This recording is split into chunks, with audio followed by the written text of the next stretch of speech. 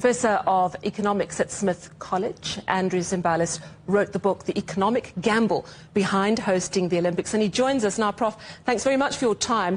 You know, isn't it telling that only France actually made a bid to host these Winter Games in 2030? Doesn't that alone suggest that, financially at least, it's maybe not worth it?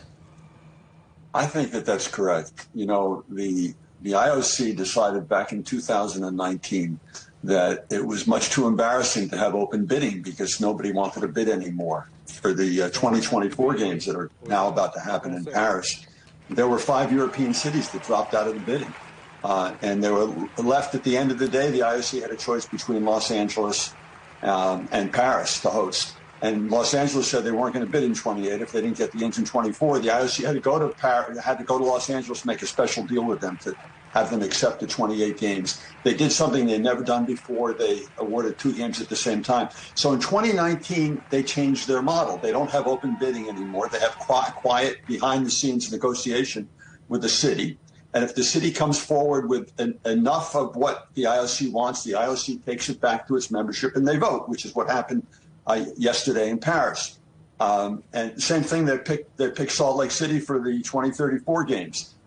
So they're trying to keep this all on the QT because, indeed, it's not a favorable economic proposition, even for those cities like Los Angeles and like Paris, which are very developed and have most of the sporting venues or almost all the sporting venues and have the transportation infrastructure and the telecommunications infrastructure. Even for those cities where there's a greater likelihood that they could break even financially, there's really very, very little gain. This notion that hosting the games puts your city on the world map for Paris and for Los Angeles is just absurd.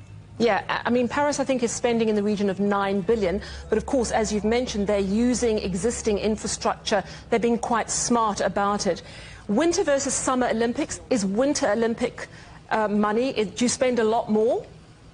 No, you spend less for the Winter Olympics. The Summer Olympics, you have about 35 to 40 athletic venues or facilities. And the Winter Olympics, you're looking more at 14, 15 venues, and when you go to an established ski resort, there's not a lot that you have to build, but there is some building. Nonetheless, it may be called the Winter Olympics has roughly 4,000 athletes as opposed to 11,000 athletes, and it's roughly 1/3 or 35% of the size of the Summer Games. So it costs less to put it on, but it costs a lot of money still to make all the athletes arrive and transportation.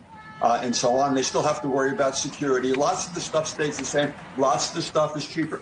But it also generates less revenue. The television contracts are much less lucrative for the Winter Games, and the corporate sponsorship money is usually smaller as well. All right, thank you so much.